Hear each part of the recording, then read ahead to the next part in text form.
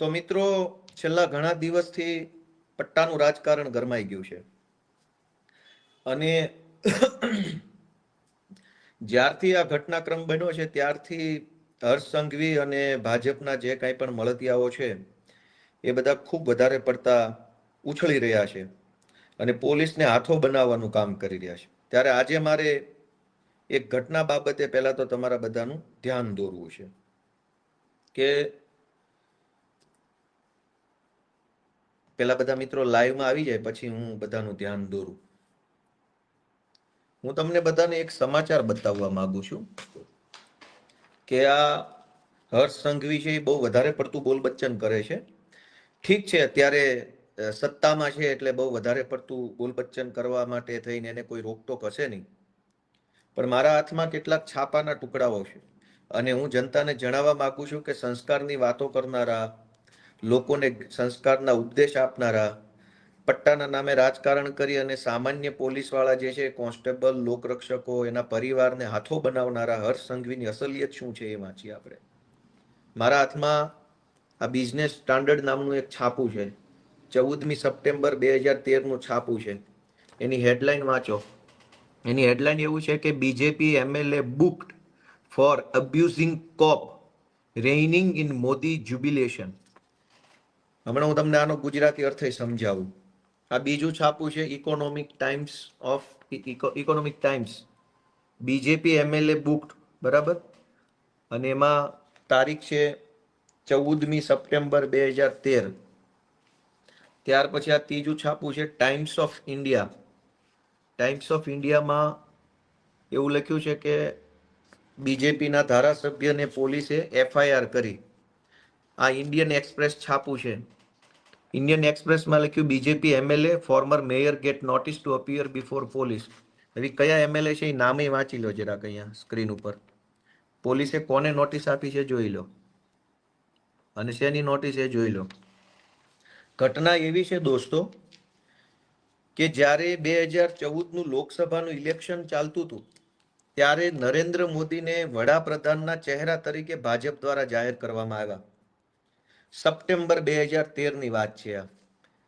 એ સમયે ભાજપના ધારાસભ્ય હર્ષ સંઘવી, ભાજપના માજી મેયર, એનું કંઈક નામ લખ્યું છે, અને બે ચાર બીજા લોકો, આટલા લોકોએ ટોળું કરી અને જાહેર 4 રસ્તા ઉપર કોઈ પણ મંજૂરી વગર, કોઈ પણ આયોજન વગર ફટાકડા ફોડવાનું ચાલુ કર્યું અને આખા વિસ્તારમાં ટ્રાફિક જામ થઈ ગયો ફટાકડા ફોડવાના કારણે. બેફામ નાચવા ગાવાનું, બેફામ ગમે ત્યાં હાઈવે પર, રોડ રસ્તા પર ફટાકડા ફોડવાના.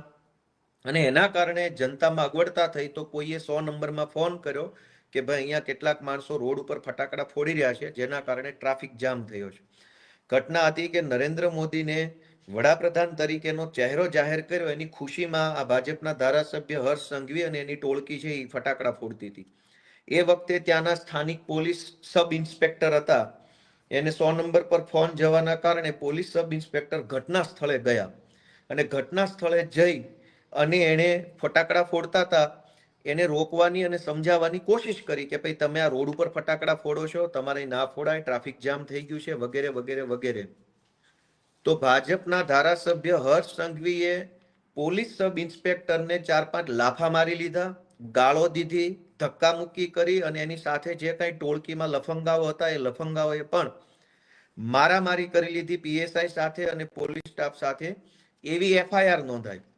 હવે એ એફઆઈઆર જે છે એની હું તમને વિગત કરું કે 2013માં હર્ષ સંઘવીની સામે એફઆઈઆર નોંધાઈ અને એફઆઈઆર ની અંદર પીઆઈ એવું લખ્યું કે જ્યારે પીઆઈ ત્યાં ઘટના સ્થળે પહોંચ્યા ત્યારે આમાં લખ્યું છે the alleged incident took place last evening when party supporters were celebrating the Gujarat chief minister's formal nomination by BJP for the top post by bursting crackers, which resulted in a huge traffic snarls in many busy junctions of the city. Sources said that Umrah Police Sub-Inspector Z.I. Sheikh, who was on a bandobast duty near Parle Point here, asked BJP worker and supporter including MLA and ex-mayor Rajendra Desai to restrain celebrations, following which an argument ensued between cop and party worker. અને ત્યાર પછી એટલે કે ભાજપના ધારાસભ્ય હર્ષ સંઘવીએ બંદોબસ્તની ફરજ નિભાવી રહેલા પોલીસ સબ ઇન્સ્પેક્ટરને ફડાકાવાળી કરી લીધી, લાફા મારી લીધા અને સાથે કોન્સ્ટેબલો સાથે પણ મારામારી બોલાબોલી થઈ ગઈ.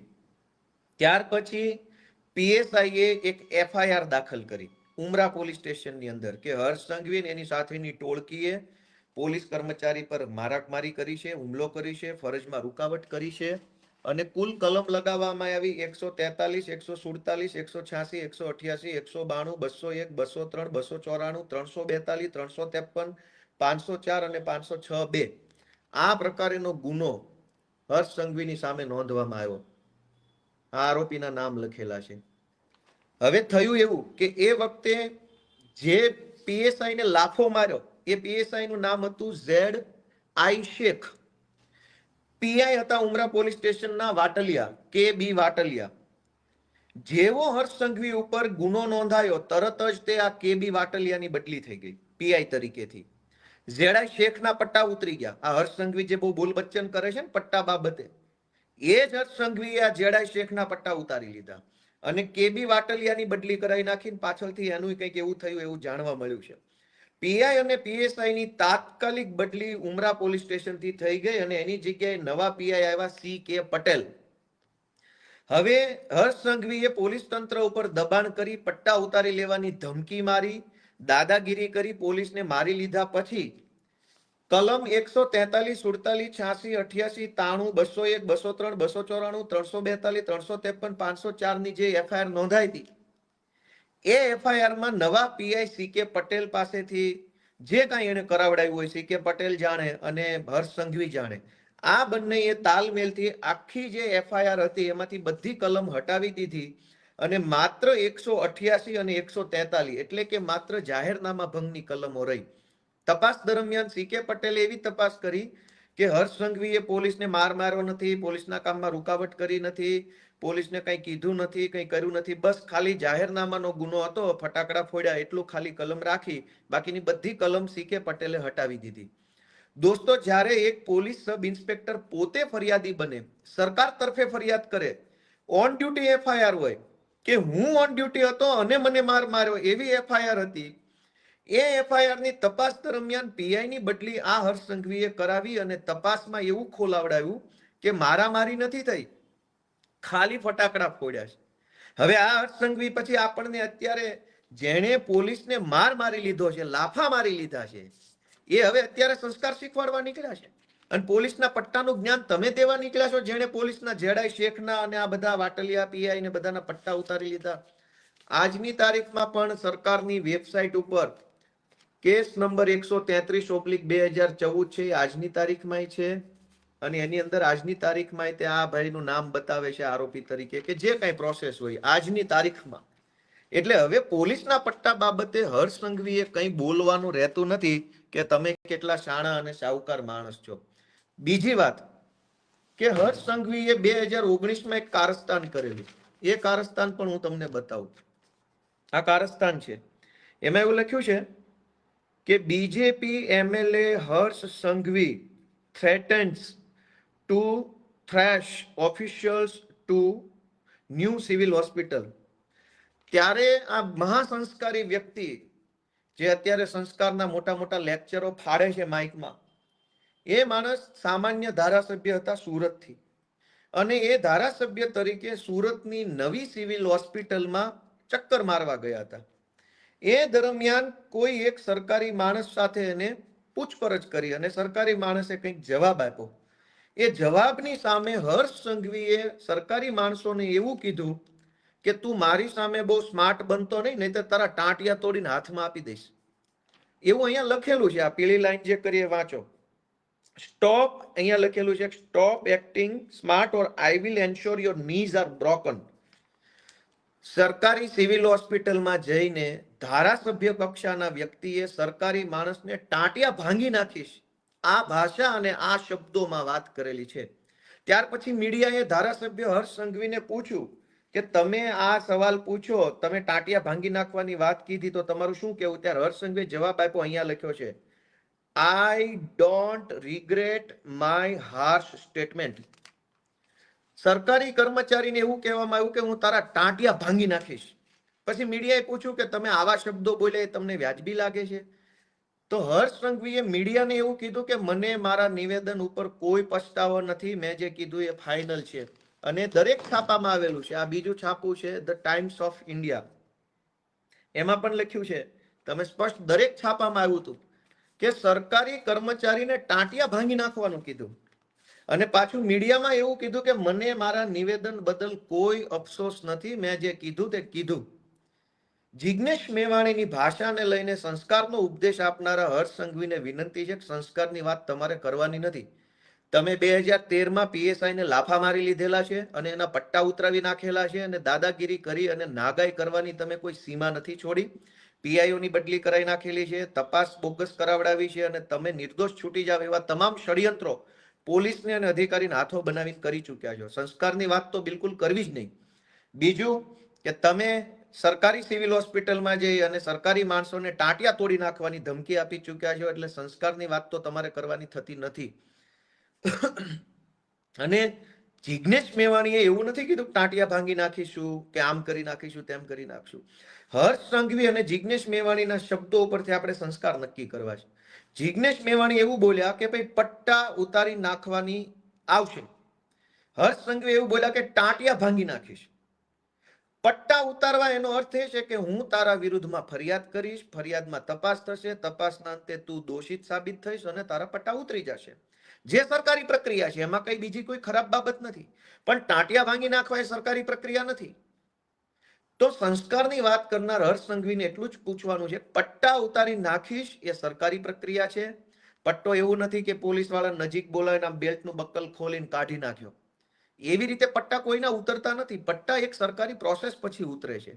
તો સરકારી પ્રોસેસ કરીશ, તારા વિરુદ્ધ ફરિયાદ કરીશ અને તને હું પટ્ટા ઉતરાઈ નાખીશ, તો એ સરકારી પ્રોસેસ છે.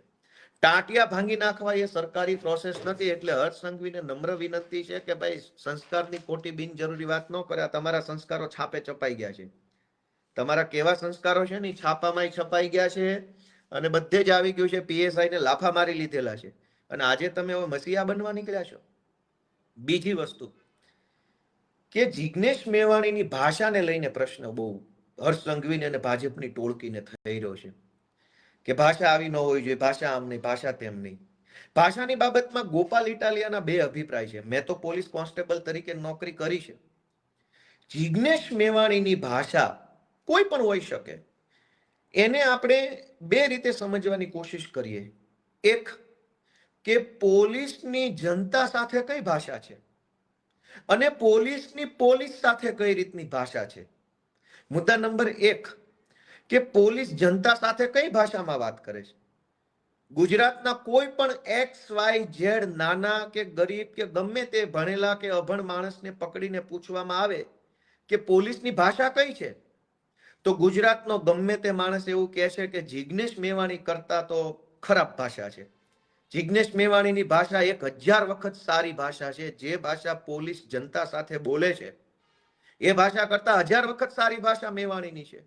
રોડ રસ્તા પર વાહન ચેકિંગ દરમિયાન, ફરિયાદ લખાવવા ગયા હોય એ દરમિયાન, કોઈ ગુનેગાર વિરુદ્ધ લખાવા ગયા હોય ત્યારે, કંઈક રેડ પડી હોય ત્યારે, કંઈક દુર્ઘટના બની હોય ત્યારે પોલીસ કઈ ભાષા જનતા સાથે વાપરે છે. એટલે 8 પાસને મારે એટલી વિનંતી કરવી છે કે તમારી પોલીસ ગુજરાતની જનતા સાથે કઈ ભાષા વાપરે છે એનું જ્ઞાન આપો.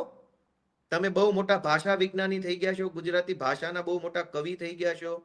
તમે ગુજરાતી ભાષા